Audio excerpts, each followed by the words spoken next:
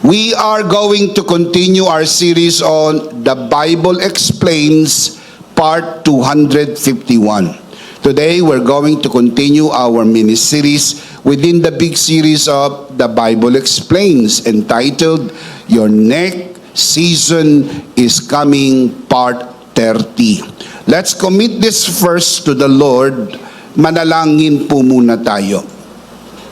Our dearest Father in heaven, we are so very, very thankful for how you have brought us here. And thank you for this beautiful day. This is the day that you have made. We will rejoice and be glad in it. Thank you for the wonderful time of praise and worship.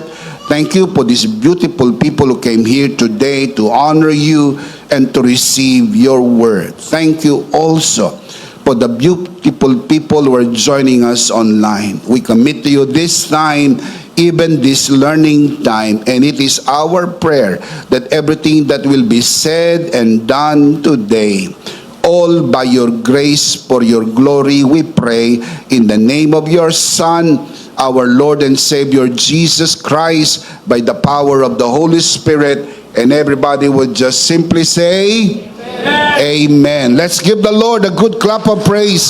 Palakpakan natin ng malakas ang Panginoon. Today, we're going to talk about Habakkuk. Who is Habakkuk? Habakkuk is a minor prophet in the Old Testament who lived and ministered before the Babylonian invasion of Judah during 610 to 605 BC. He is unique because instead of speaking mainly to the people, he had a dialogue with God, asking why evil seemed to prevail. Hindi ho ba ganyan din ang katanungan ng marami po sa atin? Bakit parang tila kung sino pa yung mga masasama ang parang umuunlad sa buhay na ito? Yan po ang katanungan ng propeta. Bakit tila nananaig ang kadiliman? Bakit tila marami tayong mga tanong na hindi nasasagot sa bahagi ng buhay na ito? Bakit ako pa? Bakit ang pamilya ko pa? Sa dami-dami ng panahon, bakit ngayon? Bakit sa kasagsagan ng karera ng aking buhay, nangyari ito? Madalas pabiro mong sinasabi, pera na, naging bato pa. Sabay ang tanong, bakit? Nasaan ka, Panginoon? Hindi ko marinig ang tinig mo. Hindi ko makita ang gabay mo. Mga katanungang pilit nating hinahanapan ng kasagutan. At kung minsan napoprostrate tayo sapagkat gusto natin ang Diyos ay umupo sa tabi natin at magpaliwanag. Kung magpaliwanag naman kaya ang Panginoon, maiintindihan mo naman kaya? With the limited peanut brain that we have, can we truly understand if He explains to us? Yan po ang pag-uusapan natin sa araw na ito. Having said this, let me share with you three things that happen when grace moves you from questions to faith. Number one, grace welcomes your honest questions. Tinatanggap ng biyaya ang iyong tapat na mga tanong. Hindi po masamang magtanong. Hindi rin po nakakatakot ang magtanong. Madalas ang iba ay natatakot magtanong sapagkat baka magalit ang Diyos at lumaki pa ang problema ko. Ito nga, may problema na ako. Baka kung magtanong pa ako sa Diyos, makanti ko yung galit niya, maliit na nga itong problema, hindi ko na kaya, baka lumaki pa. So, magtiis na lang ako. Hindi na ako magtatanong. Let me assure you today, grace welcomes your honest questions. Habakkuk chapter 1 verse 2. Habakkuk began with an honest question. How long, Lord, must I call for help? But you do not listen. Or cry out to you violence, but you do not save. Habakkuk struggled with why evil seemed to prevail.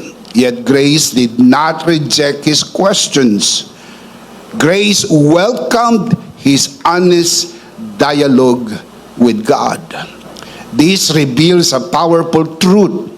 Sometimes your next season begins when grace invites you to move from honest questions to faith and trust. Madalas, pinipigil natin ang sarili nating magtanong.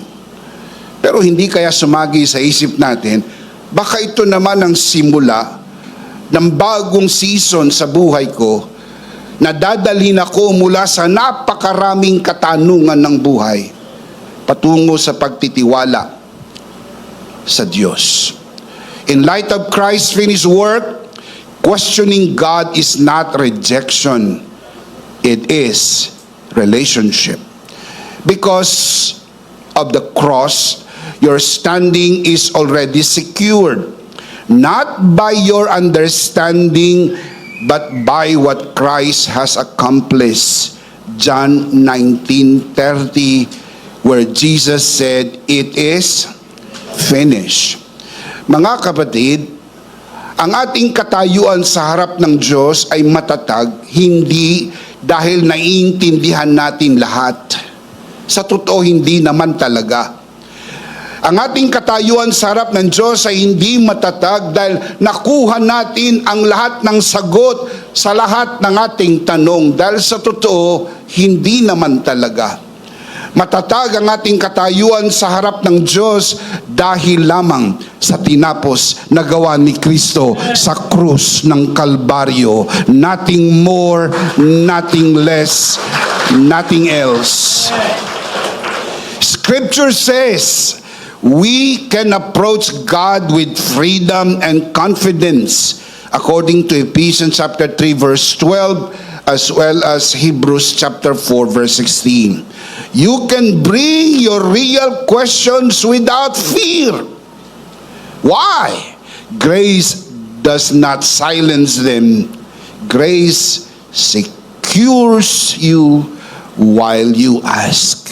Hindi mababago ang katayuan mo sa harap ng Diyos dahil ikaw ay nagtatanong. Talagang magtatanong tayo dahil di natin naiintindihan eh. Nagsisimba naman ako tuwing linggo. Nagbibigay ako. Matapat akong nagbibigay. Bakit dumapo itong sakit na ito sa akin? Bakit tinraidor ako ng partner ko? Ba't nalugi ako ng ganito kalaki? Diyos ko, bakit nangyari ito? Planado na lahat eh. Planado na eh. Maganda na ang plano namin eh. Pero, isang pangyayari lang nangyari ito. Bakit naman? Parang pag-interesan ako ng langit. Parang nakursunadahan ako ng langit. Dami-daming tao sa mundo. Sabi nila, sa buong mundo, isang tao sa loob ng 1,000,000 ang dinadapuan ng sakit na ito. Bakit naman sa 1,000,000 ako dinapuan ng sakit na ito? Naman, maintindihan ko sana kung ang dinapuan nito yung hindi nagsisimba. Maintindihan ko ang dinapuan nito yung hindi nagbibigay, hindi sumusuporta. Lord, sumusuporta kami. Nagbibigay kami. Isinusulong namin ang iyong gawain. Ba't nalugi kami? Alam ko marami kayong katanungan na nahawig sa mga tanong na binanggit ko at maaring ganun na rin eksakto ang inyong katanungan. Huwag kayong mag-alala, pwedeng magtanong. Hindi nga lang obligado ang Diyos sumagot. Dahil kung sumagot siya, hindi ka rin naman siguradong maiintindihan mo. Kaya magpasya tayong magtiwala, ang Diyos ay mabuti sa lahat ng panahon. God is good all the time. Can we say that together? God is good all the time. One more time. God is good all the time. We may not understand it all. We may not see it all. But God is good all the time. Let me give an example. David cried out to the Lord. Psalms 13:1. How long, Lord, will you forget me forever? How long will you hide your face from me? The man after God's own heart asked the same question. Si David ay tinawag the man after God's own heart. Pero he had lots of questions in his heart. Tayo pa? I'm sure you have your questions.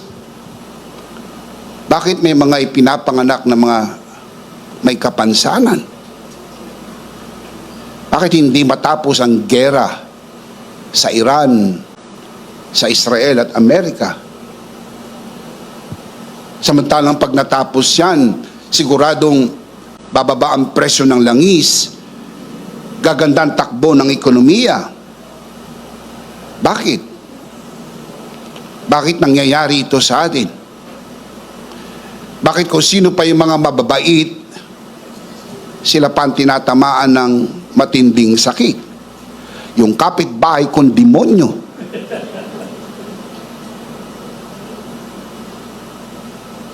Walang sakit. Bakit kuminsan yung mga hindi naman mabuting magulang, ang daming anak? Yung mga inaakala mo magiging mabuting magulang, di man lang mabigyan kahit isa. Nakikiusap kahit man lang isa, pero hindi nabigyan. Pero may mga mag-asawang, sabi nga sa Tagalog, nahakbangan lang nung asawa, buntis na. Bakit? I'm sure you have. I have. We all have lots of questions. And yet this man remained to be the man after God's own heart. Jeremiah questioned God's justice. Jeremiah 12:1. Why does the way of the wicked prosper? Why do all the faithless live at ease? At kung sino pa yung mga walang pananampalataya, silang payapa. Kung sino pa yung mga hayagan, maliwanag na mga kurakot at kurap, silang nasa labas. At kung sino po itong mga maliliit at gurami na mga ginamit lamang ng mga malalaki para maging daanan ng mga ninakaw nilang pera, silang nakakulong. Diyos ko, ano nangyayari sa mundo? Hindi ba't ang mga tanong na ito'y lehitimo at mga tanong na tinatanong natin sa likod ng ating isip, bakit yumayaman ang masasama? Bakit umuunlad ang mga hindi naglilingkod sa Diyos? Hindi ba't yan ang pinakamalakas na argumento ng mga ayaw maniwala sa Diyos? Ang Pilipinas ay kareliyoso. Pero mahirap. Pero tingnan mo kayo ibang mga bansa na hindi naman reliyoso, pero silang mga mayayamang bansa. Kaya madali silang naniniwala, ay hindi kailangan ng relihiyon, hindi kailangan ng Diyos. Sabi pa nga ng isang pumosong etiista, ang relihiyon ay saklay lamang sa mga taong hindi kayang tumayong mag-isa. Pero kung kaya mo, hindi mo kailangan ng relihiyon. Yan po yung mga katanungang lehitimo sa likod ng propeta Jeremias. Si Job, ang pinakamaraming tanong. Ang sabi ng scholar, ang tanong ni Job ay umabot ng 60 questions, ranging from 60 to 80, depending on how you look at it. Starting from Job chapter 3 up to Job chapter 31, ang dami niyang tanong. Napakarami niyang tanong. Let me give an example. Job chapter 3 verse 11. Why did I not perish at birth and die as I came from the womb? Yung nangyari sa kanya, dapat hindi na ako ipinanganak. Dapat ipinanganak ako, dapat ipinanganak na akong patay. Kesa nabuhay ako ganito ang aking pinagdaanan. Sabi niya pa, sumpain ang araw na ako ipinanganak. Samantalang iba'y nagse-celebrate ng birthday. Ang sabi niya, curse is the day when I was born. Lots of frustration. Ba't naman hindi? Isang araw, lahat ng kanyang kabuhayan nauwi sa abo. Isang araw, milyonaryo siya. Sumunod na araw, dukha na siya. Isang araw, masayang-masaya ang pamilya niya. Sama-sama silang kumakain, masarap na pagkain. Nagse-celebrate sila. Sunod na araw, patay lahat ng kanyang anak. Dumadaan sa harapan niya ang sunod-sunod na kabaong. Ang mamatayan ng isang anak, maniwala kayo, it's totally unbearable. Parang pinupunit na ang iyong laman at hindi mo na kakayanin. Pero lahat ng anak, mamatay, hindi sunod-sunod, sabay-sabay. Dinapuan siya ng malubhang karamdaman. Yung kanyang napangasawa na sa dambana nangako sila, walang iwanan. Sabi ng kanyang asawa, Job, sumpain mo ng Diyos at mamatay ka na. Ang sabi ni Job, bakit pa ako ipinanganak? Bakit pa ako ipinanganak? Job chapter 7 verse 20. If I have sinned, what have I done to you? You who see everything we do, why have you made me your target? Have I become a burden to you? Ba't akong pinapatamaan mo? Ba't pabigat ba ako sa iyo? Masama ba ang dating ko sa iyo na parang nakursunadahan ako ng langit? Nananahimik lang naman ako Nagninegosyo lang ako. Wala akong inaping tao. Wala akong in-overprice. Wala akong minaltratong tao. Marangal ang trabaho namin. May mga alaga akong hayop, may mga tauhan ako. Ang mga anak ko ay pinagpala at pinaburan. Bakit ganito ang nangyari sa amin? Bakit yung anak ko pa? Dinapuan ng ganitong karamdaman. Wala naman kaming pera.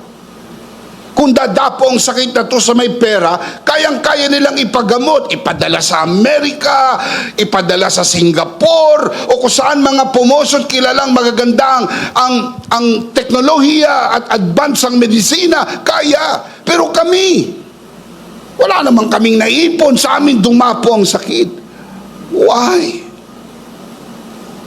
Lord, naunawaan niyo po ba ang mga katanungang ito ay totoong tanong sa napakaraming isip ng maraming mga tao? And it's not an accident that you are here today.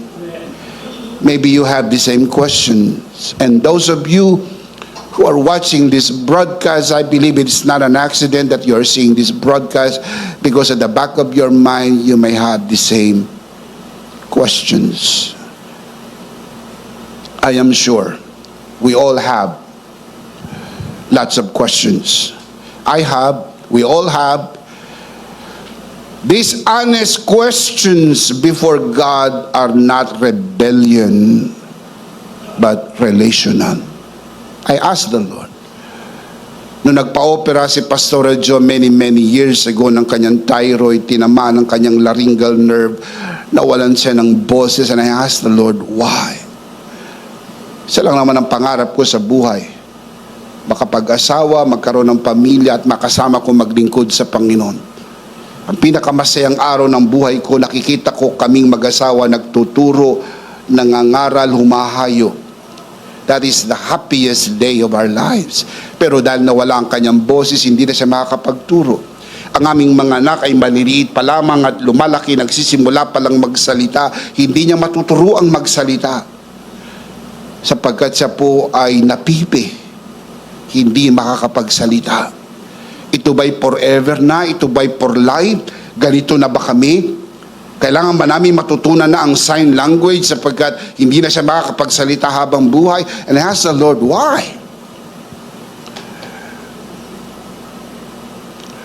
Nung siya po ay na mild stroke, kalahati ng kanyang katawan na hindi niya maigalaw at hindi siya makakapagsalita.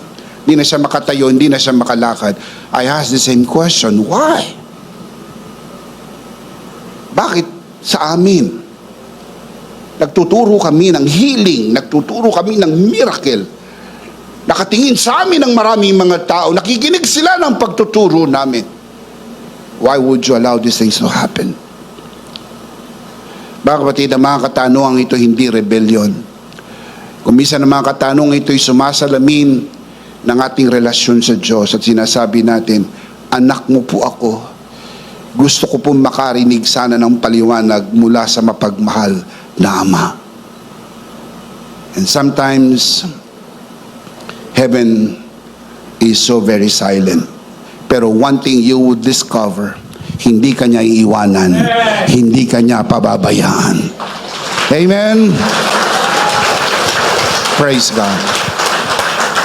God did a miracle in our lives. Miraculously healed Pastora Jo, not once, but twice. Only to prove one thing in our lives, with God, nothing is impossible. Sa Diyos, walang imposible. Amen. Kakailanganin ba namin ang lakas na ito? Opo. Because we will be ministering to people.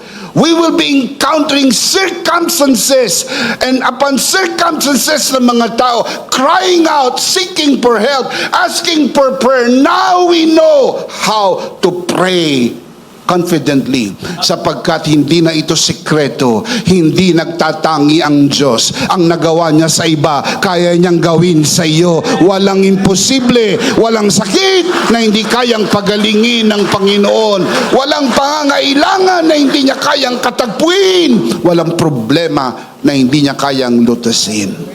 Shout amen. Palakpakan natin ang Panginoon. Praise God. Praise God. Practically, bring your questions to God. Honestly, don't suppress them. Stay anchored in your identity as you wait. Remain rooted in the Word for clarity. Kapag di mo maintindihan, stay in the Word. Because only the Word can give light and understanding. It may not be instantly, but at least in the by and by, you will see more and understand more. You may not understand it all, but at least you can understand some. Sapat ang biyaya ng Diyos. Amen. Refuse condemnation. Your questions are not disqualification. They are invitations to deeper trust in Him. Alam nyo, kapag maraming mga hindi magandang nangyayari sa atin, bumubulong ang away. Parusa yan ng Diyos sa iyo. Di ka kasi nagta-tithes. Di ka nag-o-offering. Inuuna mo pa yung trabaho mo kaysa maglingkod sa Lord. Yan. Ngayon, ano magagawa mo ngayon? See, that is condemnation. Ano, binenggahan ka ng langit? Kinapos ang langit dahil hindi ka nagbigay?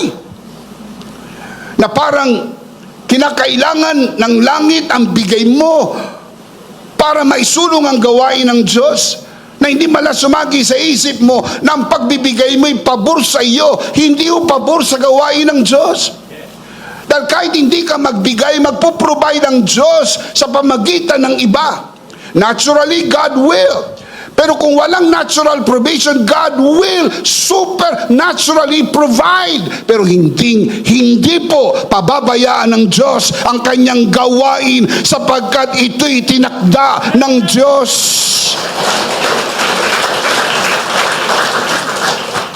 So gumanti ang langit. Hindi ka nagpe-pray. Nagka-cancer ka. Hindi ka nagsisimba, nagka-cancer ka. Napakabigat naman ng ganti. Hindi lang ako nakasimba, hindi lang ako nakapray. Yan ang condemnation. Magaling si Satanas sa bulong ng condemnation. Don't feel condemned. Sadyang nangyayari ang mga bagay-bagay na ito. Hindi ko lang kayang ipaliwanag sa inyo. Pero ito yung mga pagkakataon para matuklasan mo, hindi ka pababayaan ng Diyos. Hindi ka iiwanan ng Diyos. Can you say amen? Number 1, grace welcomes your honest questions. Number 2, grace changes your perspective. Binabago ng biyaya ang iyong pananaw sa buhay. Ang biyaya hindi lang po usapin ng kaligtasan. Ang biyaya po'y lahat at lahat sa atin.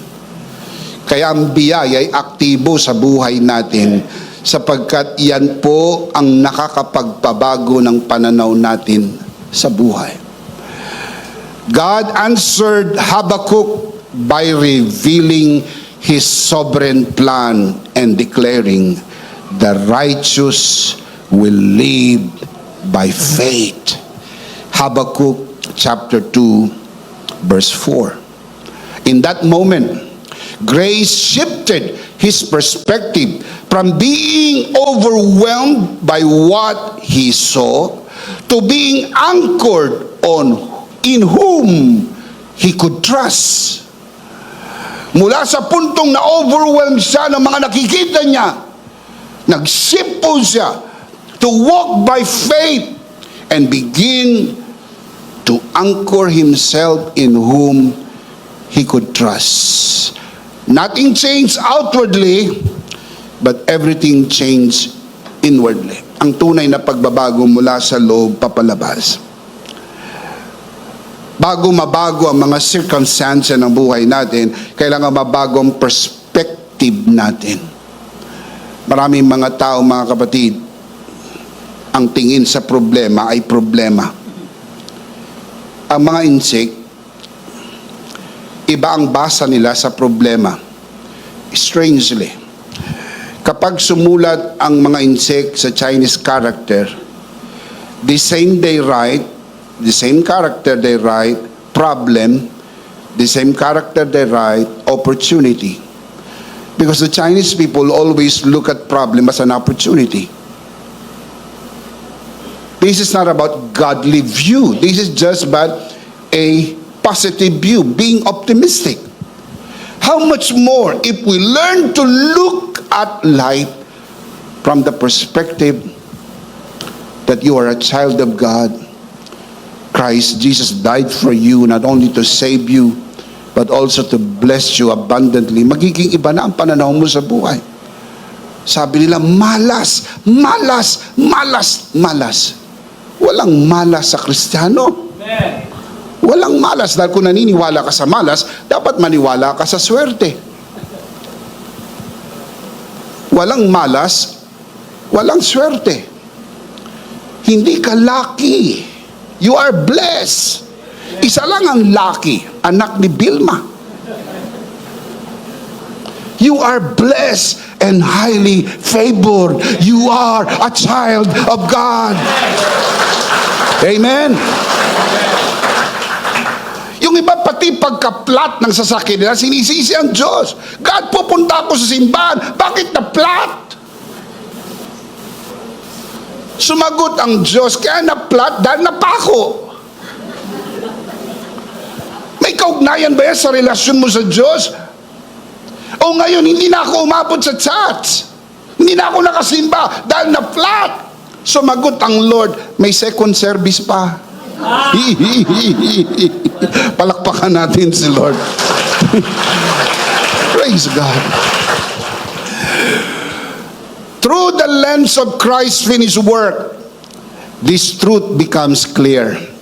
The righteousness in Habakkuk is fulfilled in Christ, received by faith, not by works. Romans chapter 3 verse 22. And if I may add to that, Romans 5:17, Paul said, it is called the gift of righteousness. Something you receive, not something you work for.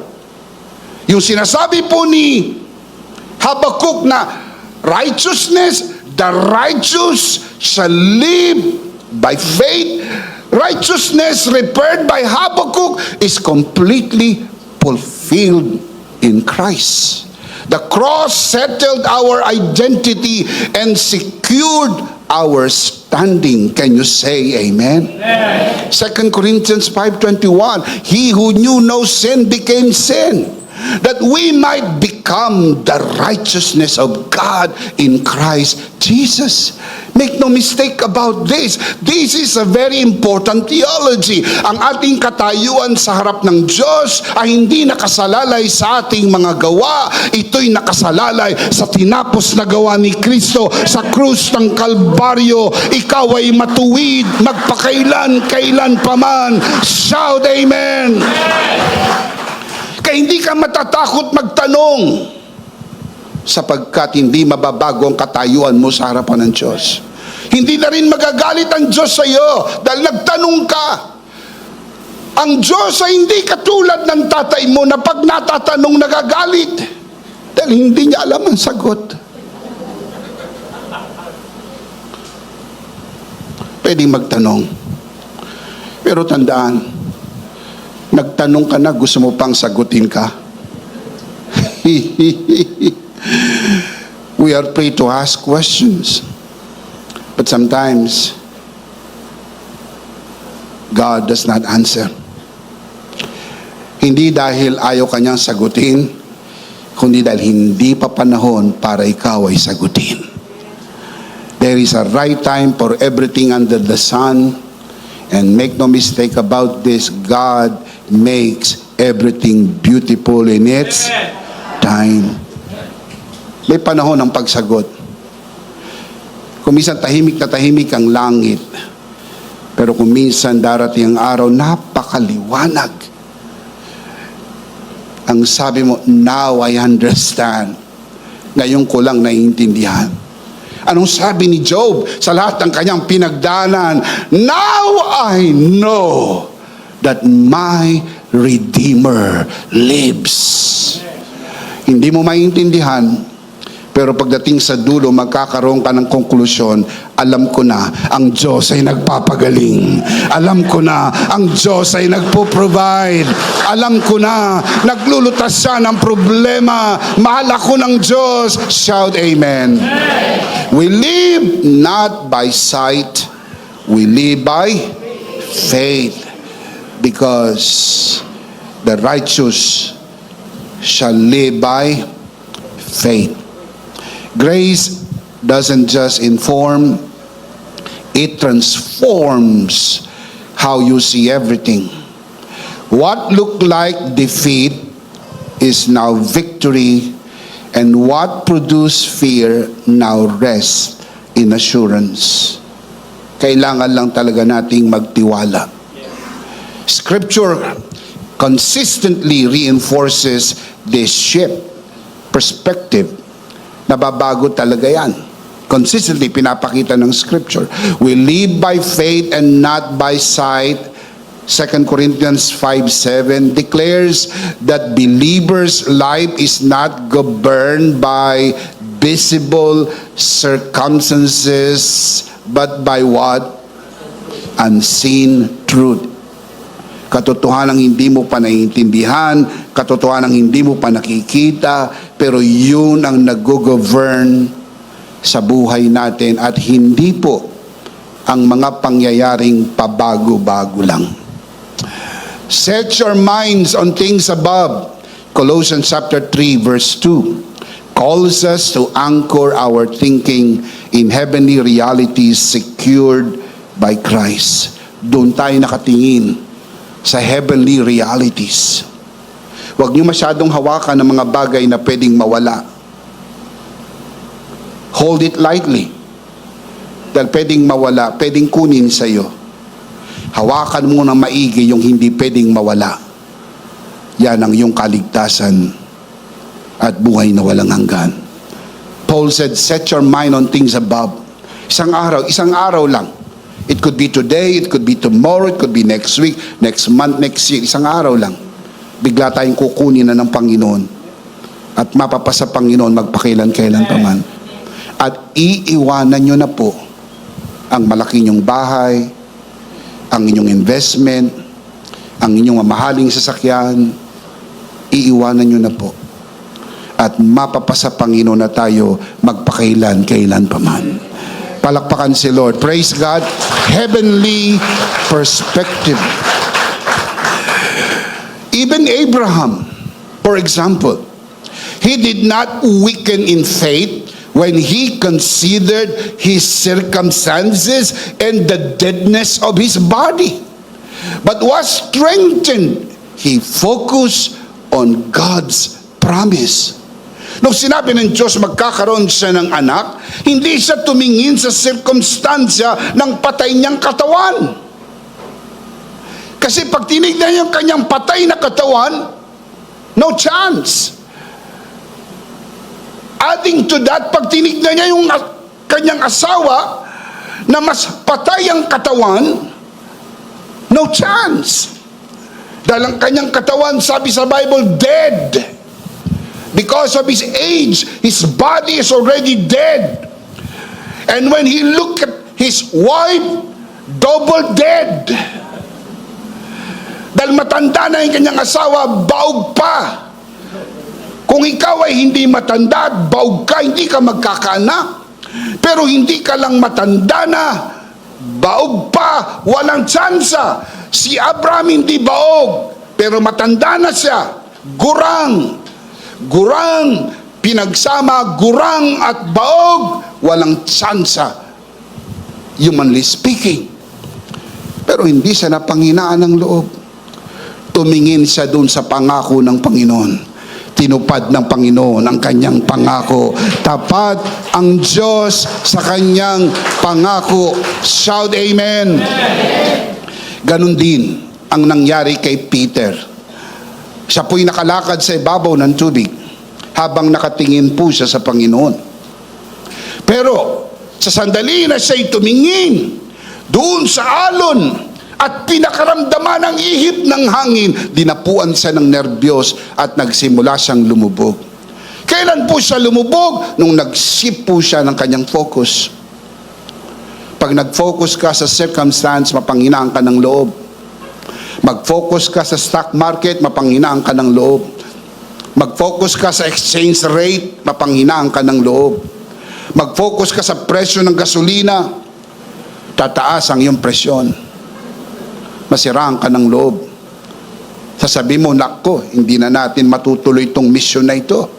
Kakapusin na tayo sa budget, hindi kakayanin. Nako, hindi natin matuloy itong project na ito. Hindi natin matuloy itong balak nating bakasyon. Kapos tayo sa budget. O baka hindi na natin matuloy ang balak natin kasi wala nang budget. Pag doon ka tumingin, hindi na nga matutuloy. Pero pag tumingin ka sa mayamang probisyon ng Panginoon, He will always provide. Come on, give Him praise. Give Him praise. Hallelujah to the Lamb of God. Shout amen. These examples show that perspective determines experience. Ang karanasan ni Abraham ng milagro, silang mag-asawa, si Sarah, nagkaroon ng milagro dahil nakatuon si Abraham sa pangako. Ang karanasan ni Pedro na siya'y lumubog dahil ang kanyang paningin ay natuon sa sirkumstansya. So ano nagdidetermine ang karanasan mo? kung saan mo itutuon ang iyong paningin. Ang karanasan ng kagalingan, nakatuon doon sa tinapos na gawa ni Kristo, mararanasan mo ang milagro at kagalingan.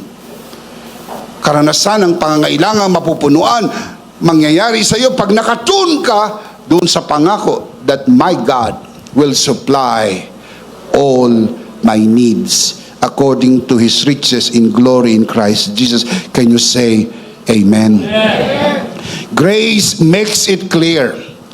If your life is ruled by what you see and feel, your peace will fluctuate. But if it is anchored in Christ's finished work, your confidence remains steady.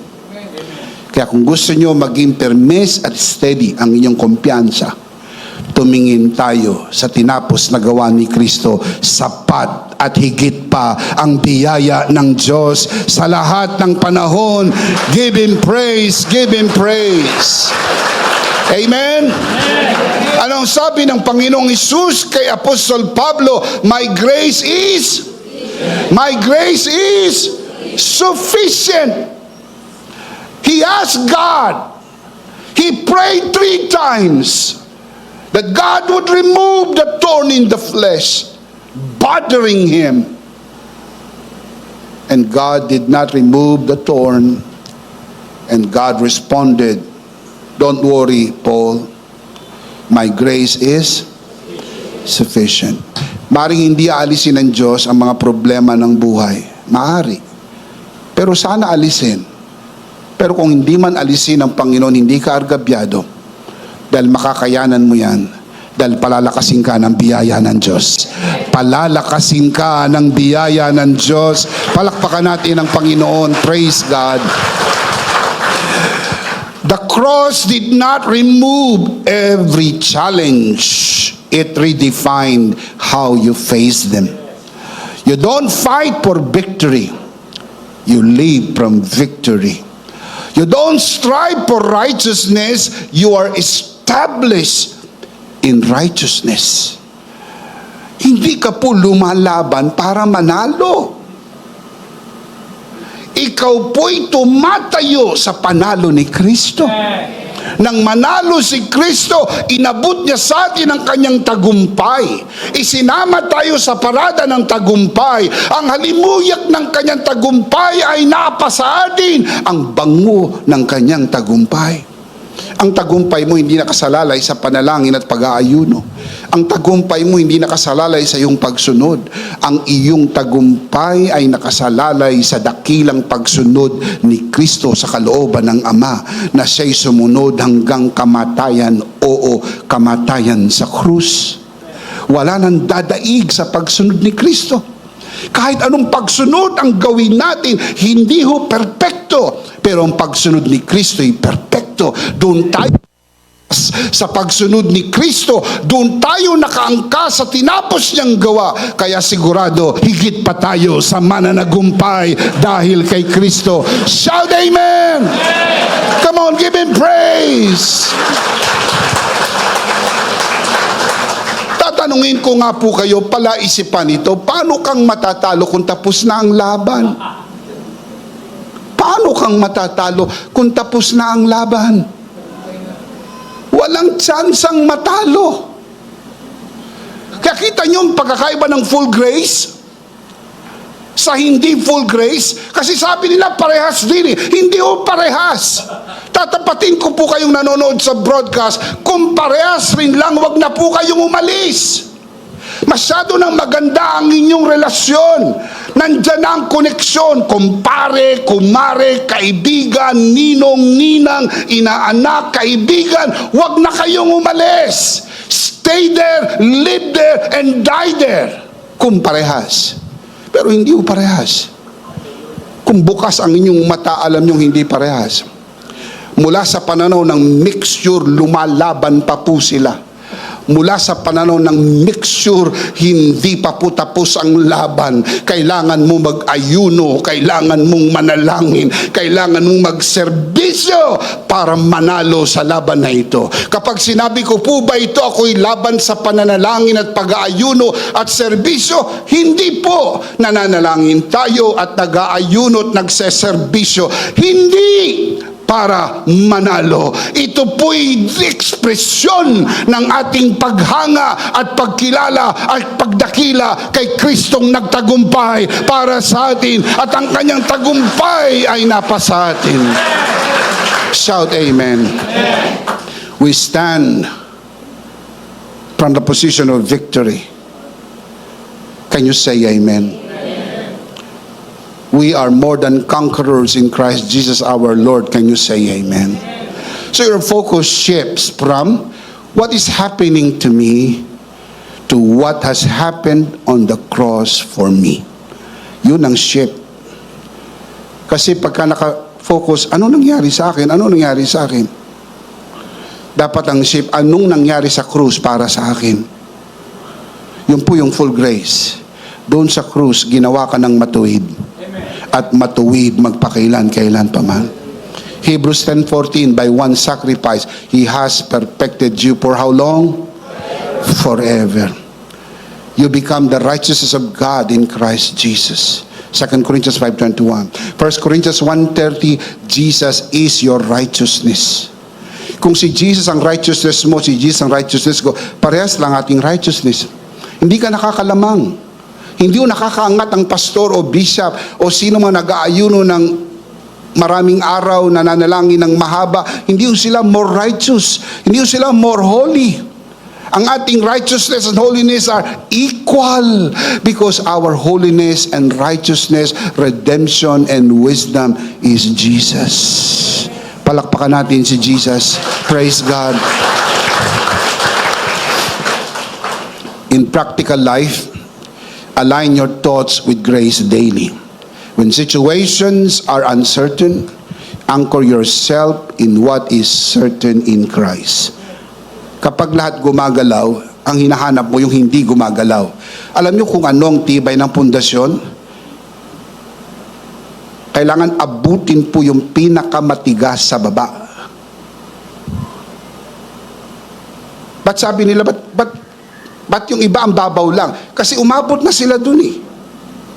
Ba't yung iba lalim na pero lumalalim pa? Kasi kailangan mong abutin yung hindi gumagalaw.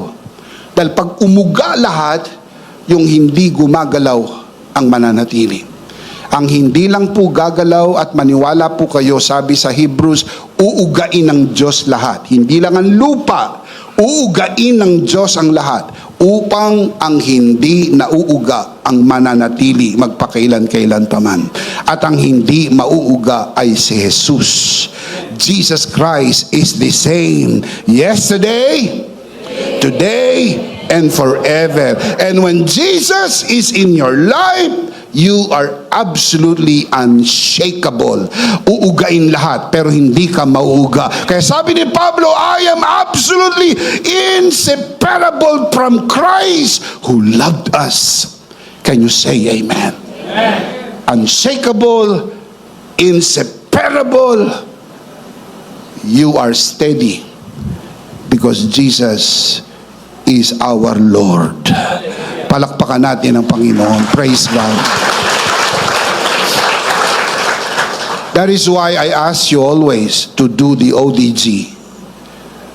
Why do you think we do this? We started 2024, 2025, now to 2026. Why do we do this? Because we want you to establish in the grace of God every day. It will only take you less than 5 minutes. Nagkakapi kayo araw-araw. O kaya ay Milo. O kaya Ovaltine. Pero mas masarap ang Milo. Masarap inumin, lasang Ovaltine.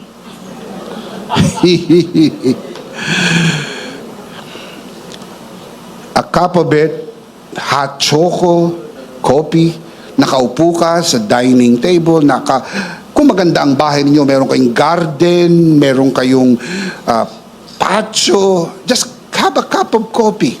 At habang iniinom mo, you just read ODG for the day. Less than 5 minutes. You have a dose of grace for today. That's why we do this. Because we want you to be established in the grace of God every day. Can you say amen? When delays come, trust God's timing. When challenges arise, refuse to see abandoned men see His ongoing work. Look beyond the visible and rest in what Jesus has secured. This is not denial. This is a grace-focused perspective.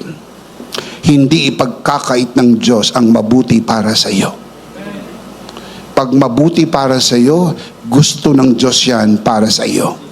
At kung hindi mo nakuha yung gusto mo, dahil alam ng marunong na Diyos, hindi yan mabuti para sa iyo. Huwag kang magrebelde, huwag kang mag-aklas, huwag kang magalit. Magtiwala ka, sapagkat sa tamang panahon, maganda ang mangyayari sa iyo dahil mabuti ang Diyos sa lahat ng panahon. Say amen. Number 3, I'm starting to close. Grace leads you into confident joy. Inaakay ka ng biyaya sa tiyak na kagalakan. Habakkuk chapter 3 verse 17 to 18. The prophet writes, though the fig tree does not bud, and there are no grapes on the vines, though the olive crop fails, and the fields produce no food, though there are no sheep in the pen, and no cattle in the stalls. Verse 18, look at the response, yet I will rejoice in the Lord. I will be joyful in God, my Savior. That is how we should look at life. Hindi ka makakapili ng mga pangyayari sa buhay. Minsan planado ng lahat. Ready na kayo sa napakagandang picnic. Biglang bumuhos ang ulan. Nalungkot ka. Hindi natuloy ang picnic. Pero you can look at it in a brighter side. Why don't you sing in the rain and dance in the rain? Why? Because the circumstances in life will not last forever.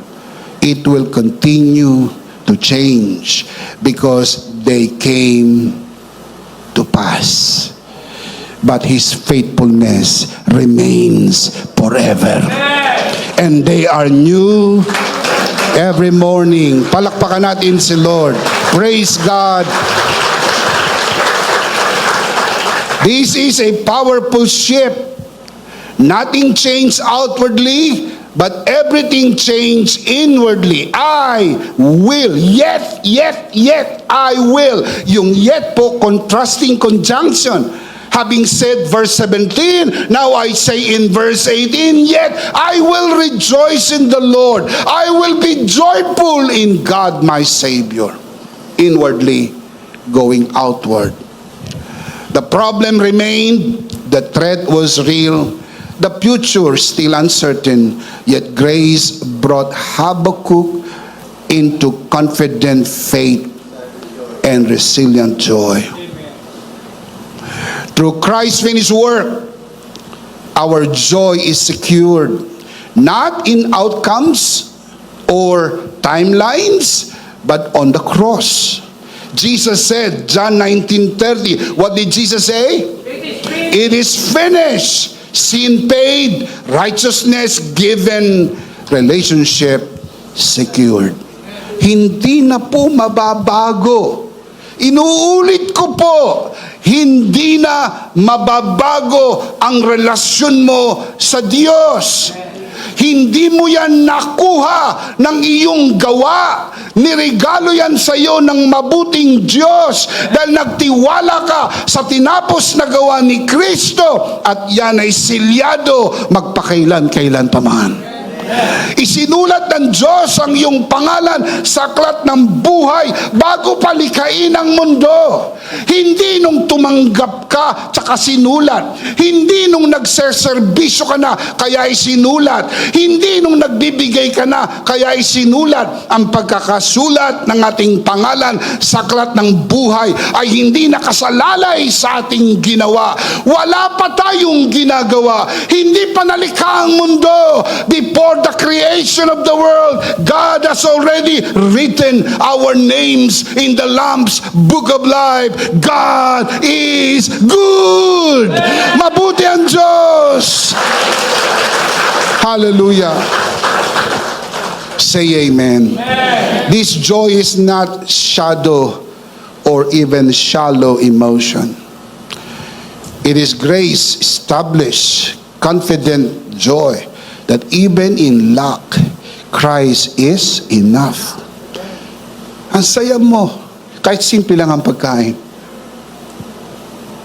Kahit masarap ang pagkain, simpleng pagkain, o walang pagkain. No problem. It will not even change a bit. Because your joy is from the inside out. Can you say amen? For example, the Apostle Paul, inside the prison, he wrote, Philippians chapter 4 verse 4, he wrote, rejoice in the Lord always. And again I say, rejoice. Think of that. Siya pa ang nagsulat. Dapat siya nga ang sabihan, Paul, sa hindi maganda mong pinagdadaanan, magsaya ka, magsaya ka, magsaya ka. Siya sa hindi magandang kalagayan, sumulat para palakasin yung mga nasa labas. At sinabi niya, magalak kayo palagi. Inuulit ko, magalak kayo palagi. Pero bang dahilan para magalak? May mga pagkakataon, wala ka maisip na dahilan para magalak. Tumingin ka sa taas, tagapagmana ka ng buhay na walang hanggan. Ang pangalan mo'y nakasulat sa aklat ng buhay. At yan ay sapat na dahilan para magkaroon ng padyak ang iyong paa, magkaroon ng boses ang iyong pagsamba, sapagat ikaw ay anak ng Diyos, magpakailan-kailan pa man. Paul and Silas, inside the prison, nakatali ang kanilang mga kamay, nakatali ang kanilang paa. Nakaposas, nakakadena. Pero sa gitna ng kanilang di magandang kalagayan, the Bible says they began to sing praises unto the Lord. Nakakakanta pa rin sila. May mga taong hindi na nakakasimba dahil may problema sila. May mga taong hindi na nakakasimba dahil sa dami ng kanilang mga gawain at trabaho, na overwhelmed sa dami ng mga pinagdadaanan sa buhay, sa tambak-tambak na mga problema at mga dapat gawin. Hindi na nakakapagsimba. Pinamamani ko po sa inyo, magsimba ka. Dahil pag nagsimba ka, matatagpuan mo ang galak ng Panginoon. At ang galak ng Panginoon ang iyong kalakasan. The joy of the Lord is your strength. Amen? Madaling umawit kapag maganda ang mga pinagdadaanan sa buhay. Pero pag may problema, mahirap umawit. Kailangan turuan mo ang sarili mong umawit. And that is exactly what Paul and Silas did. Their chains had not yet fallen. The doors, the prison doors had not yet opened, but worship rose because their confidence was not in the controlled situations, but in their relationship with God. Can you say amen? Amen. Like Paul and Barnabas, like Habakkuk, they teach us that grace produces worship before the breakthrough, not only after the breakthrough. Kapag may breakthrough sa business mo, may breakthrough sa life mo, sa studies, may promotion sa work, normally you shout the praises of God. Pero grace enables you to shout the praises of God even before the breakthrough. Doing it after is easy, but doing it before the breakthrough is hard. And grace enables you to do that. Grace makes it clear. If your worship depends on outcomes, it will rise and fall with circumstances. But when it is rooted in God's faithfulness revealed in Christ, your joy remains steady, even in lack, delay, or uncertainty. Steady. Kasi nakaangkala kay Kristo. The cross is the permanent proof. Christ is victorious, God is faithful, and grace is, and the cross is the permanent proof. Kaya wala ka nang dapat ipagduda. Tagumpay si Kristo, tapat ang Diyos, at ang kanyang biyaya ay sapat at higit pa. Can you say amen? In practical life, you can worship even when answers are delayed. You can rejoice even when nothing seems to be happening. This is not denying pain. It is declaring that God's faithfulness is greater than your present situation. Ano man ang pinagdadaanan mo, dakila ang kanyang katapatan. Remember, great is His faithfulness, and they are new every morning. Mananatiling tapat ang Diyos, magpakailan-kailan pa man. Let grace train your heart to say, even if I don't see it yet, I will rejoice in the Lord, because Christ has already secured my life in Him. Train your heart to say with Habakkuk, yet I will rejoice in the Lord, and I will be joyful in God my Savior. If you believe that, say amen. Amen. Let's see them again. 3 things when grace moves you from questions to faith. Let's see them again. Malakas, sabay-sabay. Basahin po natin. 3 major points. Ready? Number 1. Grace surpasses your unexpected. Number 2. Grace changes your perspective. Number 3. Grace leads you into Grace welcomes your honest questions. Is it okay to ask questions? Yes, it is okay. Grace changes your perspective. Grace leads you into confident joy. Now let me close by giving you the life application. Number 1, bring your struggles honestly to God. Bring your struggles honestly to God.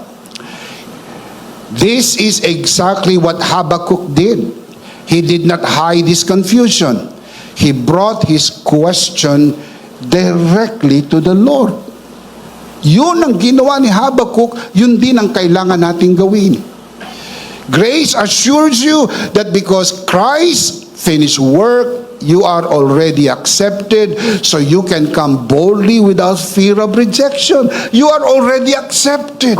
When you ask question, even stupid question, you ask them, God will not get angry. He will not reject you, because He has already accepted you in Christ. Can you say amen? Amen. When you open your heart to God, you move from silent prostration to living relationship, where grace meets you, grace speaks to you, grace gently leads you from questions to confident trust. At the end, you will always trust the Lord. And even Habakkuk said, the righteous will live by faith. You trust the Lord. Number 2, choose to live by faith when answers are delayed. Piliin mong lumakad sa pananampalataya kapag ang mga sagot ay nababalam. This is the turning point in the life of Habakkuk. When God did not give instant answer, Habakkuk anchored himself in this truth. Come on, give me the truth. The righteous will live by faith. Habakkuk chapter 2, verse 4. Grace teaches you that your confidence is not in having all the answers, but in trusting the one who has all the answers. Trust Him. He has all the answers. Let's decide to trust Him all the way. Can you say amen? Amen. Because of Christ's finished work, your life is secured. So even in delays, you can rest, trust, and continue forward in faith, knowing God's faithfulness in every season. Sa bawat tagpo ng iyong buhay, you will always be sure that God is faithful in every season. Number 3, I'll close with this. Decide to be happy despite your circumstances. This is the final posture of Habakkuk. Even when nothing around him changed, he declared, "Yet I will rejoice in the Lord, and I will be joyful in God my Savior." Habakkuk chapter 3, verse 18. Yun ang kanya naging pasya. Magagalak pa rin ako. Magsisimba pa rin ako. Magbibigay pa rin ako. Maglilingkod pa rin ako. Mananalangin pa rin ako. Magsasaya pa rin ako. Can you say amen? Grace teaches you that joy is not based on what is happening around you, but on what Christ has already finished for you. And tell me where? On the cross. The finished work of Jesus. Because your life is secured in Christ, you can choose joy. Not as a denial of reality, but as a confident expression of God's abundant grace and unchanging faithfulness. Ang pagiging masaya ay hindi po pagpapaimbabaw at pagtatakip ng tunay mong pinagdadaanan. Ang pagpapasyang maging masaya ay ekspresyon ng iyong paniniwala sa katapatan at biyaya ng Diyos na anuman ang mangyari, tapat ang Diyos sa lahat ng panahon. Let's see them again. 3, life application, malakas at sabay-sabay. Everybody, let's read them out loud. Samahan niyo po kaming mga nanonood sa broadcast. You can see this on your screen. Let's read them out loud. Ready? Number 1. Bring your struggles honestly to God. Number 2. Choose to live by faith when answers are delayed. And number 3.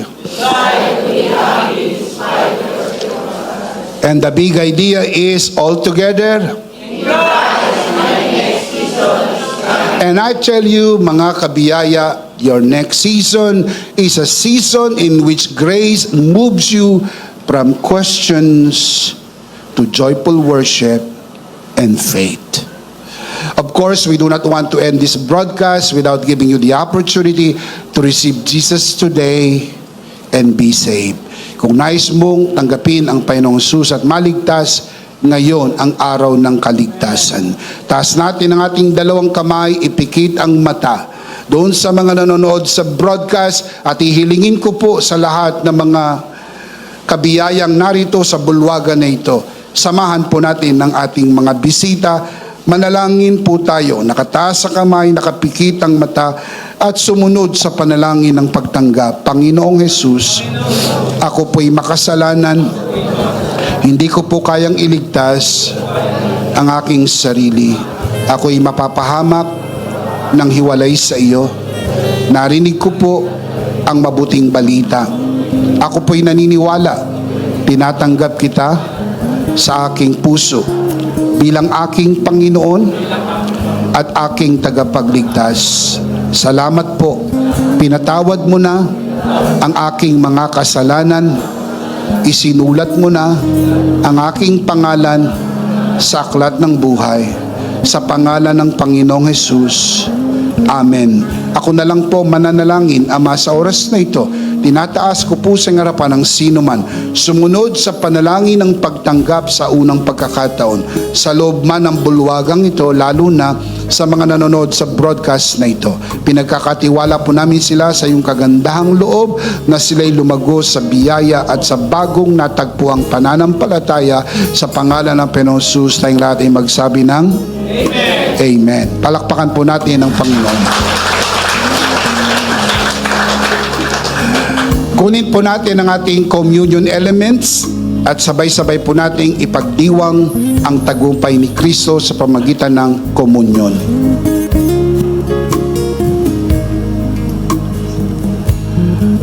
All right, let's do this together, mga kabiyaya. Hawak-hawak po natin ang pinakamakapangyarihang simbolo ng tinapos na gawa ni Kristo sa krus ng Kalbaryo. Itong aral na tinanggap ko sa Panginoon at ngayon naman ay binibigay ko sa inyo. Nang gabing siya'y pagkanuli, dumampot siya ng tinapay. Kanyang pinagpiraperso at kanyang sinabi, ito ang aking katawan na pinagpiraperso dahil sa inyo. Gawin niyo to bilang pag-alaala sa akin. Sabay-sabay po natin gawin.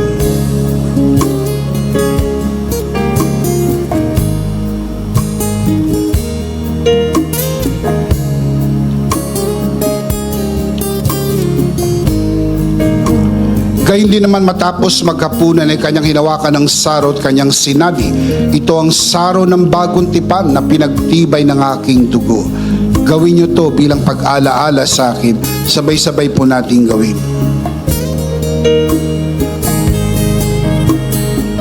Ate po itaas ang ating dalawang kamay at sumunod po tayo sa panalangin na ito. Aming Ama, maraming salamat po sa aming Panginoong Hesukristo. Panginoong Hesukristo, maraming salamat po sa iyong banal na dugo na iyong itinigis sa krus ng Kalbaryo. Dahil po dito, lahat ng aming kasalanan ay iyon nang pinatawad. Maraming salamat po sa iyong katawan na nabugbog at nasugatan. Dahil po dito, lahat ng aming sakit ay iyon ang pinagaling. Gaya ng nasusulat, sa iyong mga sugat, ako'y magaling na. Ako'y naniniwala. Ako'y magaling na. Aking dinideklara, ako'y magaling na. Ako'y malusog, malakas, masigla, pinagpala, pinaburan, at mabubuhay ng mahaba. Sa pangalan ni Jesus, maraming salamat po, Banal na Espiritu, sa iyong kapahayagan sa mensahe ng biyaya. Sa pangalan ng Panginoong Jesus, Amen. Amen. Palakpakan po natin si Lord. Praise God. Minsan pa, sabay-sabay, ano po ang ating big idea? Mas malakas pa. In Christ, my next season is coming. Last of all, let me speak to your heart, you who are watching this broadcast.